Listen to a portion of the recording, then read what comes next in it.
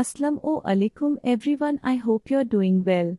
Today we will discuss the summary of Part 1 of Novel Twilight Light in Delhi. Part 1 consists of 13 chapters. Chapter 1. Chapter 1 begins with the condition of Delhi at that time and the history of city Delhi. It states that the city was built after the great battle of Mahabharat in 1453 BC and the city became the symbol of life and death and revenge in its nature. But the current condition of Delhi is not good. It has lost poets and its culture too. After this the author gives the description of Mir Nihal's house. Begum Nihal is in 50s lying on one bed and on the other bed her youngest daughter Mehrunnisa2k1. Would he looks like? Mir Nihal came home. Begum Nihal asked Dilchan her servant to bring food to Mir Nihal. During the dinner Begum Nihal asked him about Asghar marriage and Mehru proposal. They were discussing it when he heard the voices of pigeon. Mir Nihal checks the pigeon's box and found a snake there. He first broke its backbone and then killed it. After he went to men's part of the house and found Asghar entering into the house. Mir scolded him for wearing English boots and asked him to throw them away. After scolding him, he went out of the house. Asghar gone into his room. After some time Asghar came out to the room and looked at the stars. Chapter 2. It consists of psychoanalysis of Asghar's mind. He slept on the roof all by himself. In his dream he mushtari by dancing. Then he woke up. He then thought about the Milky Way. He then thought how the Prophet Muhammad had walked on the milk. For that eternal moment in paradise. After that he found a figure which was of Bilqis, his friend Bandhu's sister. After some time he woke up again. Chapter 3, with the narration of the voice of Nisan Ahmed calling the morning azan. And the description of the morning in Delhi, where birds were twittering, beggars were singing, men hurried towards their work. And the activities of women of Mir Nihal's house. And the usual bickering of women. Mir Nihal went to the kotha and released his pigeons. His pigeons get mixed with the Khwaja Ashraf Ali's pigeons and he kept them. Chapter 4. At 5 o'clock in the evening Asghar went out of his house. At the corner of a by-lane urchins had flocked round a mad woman. They would throw stones at her. She turned to Asghar for help but he quickened his steps to avoid her. But the milk seller helped her and shouted at the urchins. In the crowd Asghar saw the man. By seeing him, he remembered Huzur Ali, who was devoted to him but he had always ignored him. After reaching the Bandhu's house, he knocked there. Chambali opened the door and said his friend is not here but his sister-in-law is here. So he came in. He talked to her but actually he was waiting to see Bilqis but he couldn't so he left the house. After that he went to his another friend's house, Bari, who was flying kite. Asghar also fly kite but his wasn't good. So Bari asked him the reason of it. He told him that he has fallen in love with Bandhu's sister Bilqis. Bari said what's the issue, they would accept you with open arms but Asghar sighed and looked at the stars and remembered the time when he first saw Bilqis. The reason that his parents wouldn't allow him to marry her was that her father a Mughal but because somewhere in her line someone had married a prostitute. The different race and caste hue and the slow blood in her veins were bound to stay in the way of his father giving his consent to the marriage. Bari asked to give him 20 rupees for the charm or so for the prayers to the dead and a feast to the poor. In the meanwhile the muezzins began to call the night azan and Asghar went to his home. Begum Wahid, Asghar's eldest sister, had been married to Syed Wahid ul Haq in Bhopal. But she became a widow at the age of 19, soon after the birth of her second child. But she decided to live with her in-laws. She was very close to Asghar.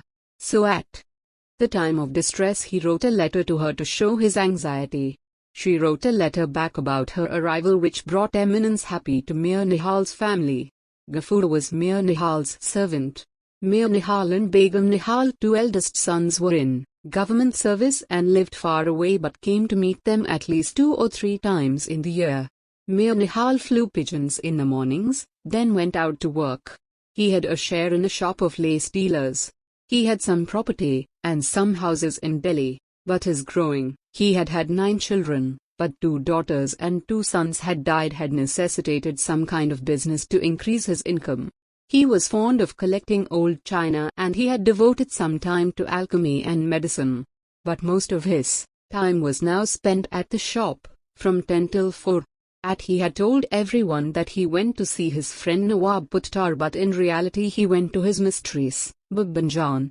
At Zinana women don't go anywhere, mostly life stayed like water in a pond. Chapter 6. One day Begum Wahida arrived.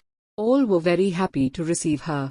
Everyone was around her and greet her happily. After dinner, past 10 o'clock, Iska finally found opportunity of talking to his sister. First they remember their past memories when Begum Nihal got mad, when Mir Nihal had a child with Dilchan, whom died later. And they both have to live with their mother at the Uncle Bashir's house, which was in graveyard. And when Begum Wahid got married, he was sent to live with her. After that he told her that she loves Bilqis and wanted to marry her. Begum Wahid asked him that she will discuss it with mother. Besides this, Hamida Iska's childhood friend and Sheikh Fazl Ilahi's nephew's voice can be heard. People and his family thought that he has gone mad, but Iska knew the reality. He had saw him many times standing with Budho, Durgi Chamari's daughter.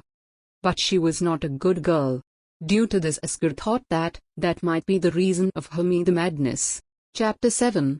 In the morning, Begum Wahid talked with her mother about Iska's and Bilqis' wedding. Begum Nihal got angry and said, "Your father will not allow this at all." She wanted Iska to marry Surya, Uncle Nasiruddin's daughter. But Begum Wahid tried her best. At that time they heard the voice of Saeed Hassan. He was Begum Nihal's son-in-law, but his wife had died in childbirth 2 years ago. He was jovial and now he wanted to marry her youngest daughter Mehru, but Mir Nihal's family hadn't given any definite answer. When Saeed Hassan left, they started their conversation again. At the end of the conversation, Begum Wahid said that Iska has said if he is not able to marry Bilqis, he will commit suicide. Chapter 8. The heat was oppressive with a temperature of 113 in the shade. Then the storm burst suddenly. All the people of Mir Nihal gathered to find shelter inside the big room behind the veranda. In that time Begum Nihal and Begum Wahid discussed about Iska's marriage with Bilqis. Dilchan, who sat nearby listening to the whispers between mother and daughter, rose and went for cooking. After some time the dust passed away. All the people got busy with different things. Chapter 9. It was the middle of June and the heat was intense. Begum Nihal was mustering courage to speak about Iska's marriage to her husband. Iska was not so lucky. He had found a job in Bhopal a few years ago, but he had been called home soon because of the death of his sister, Begum Saeed Hassan. 2 days after the dust storm, Begum Nihal sent for Mir Nihal, and when he came home, she discussed him about Iska's marriage with Bilqis. He became furious. Begum Nihal tried her best, but Mir Nihal would not agree. He even said that if Iska tried to get married with Bilqis, I will disown him. Then he went out. Chapter 10. Earlier in the day, Dilchan had told the conversation of Begum Nihal and Begum Wahid to Begum Jamal. And Begum Jamal told this to her sister-in-law. In the evening, long after Begum Nihal conversed with Mir Nihal, Begum Jamal came and sarcastically said to her that I know that you have fixed Iska's marriage with Bilqis. But Begum Nihal said it is not true. I asked about this to Mir Nihal and he strongly disagreed to it. Begum Jamal advised her to settle things in secret. Begum Nihal thought of Begum Jamal's suggestion seriously. She spoke to her daughter about it. She was too of the same opinion. So she decided to settle things behind Mir Nihal's back, and they thought of speaking to Begum Shahbaz about the match. Chapter 11. Iska was restless. On the eventful day when his fate was being decided, he had gone to Bari, his friend, and he suggested him to go to Mushtari Bai.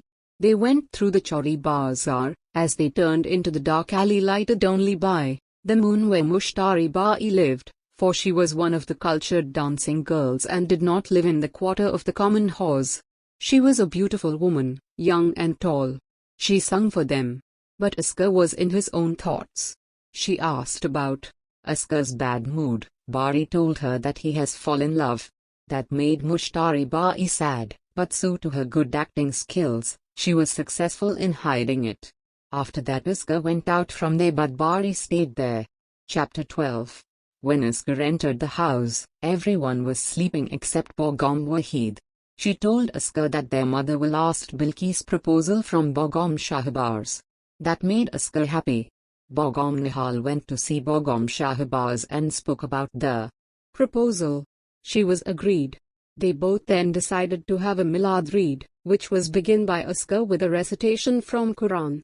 And then he began telling them the episodes from the life of Hazrat Muhammad Pbh. Chapter 13. It is the last chapter of part 1. Begum Wahid began to make preparations to go back to Bhopal and she had told Asghar to go with her for 1 year, so the things about him would be settled easily. He agreed. Early in the morning, it started raining. Asghar was doing things with a light heart. They said goodbye to the family. It was a gloomy situation. As Asghar sat in the train there was a stir in his heart. So that was all for today's video. The next part will be uploaded soon. Till the like, share and subscribe to our channel and Allah Hafiz.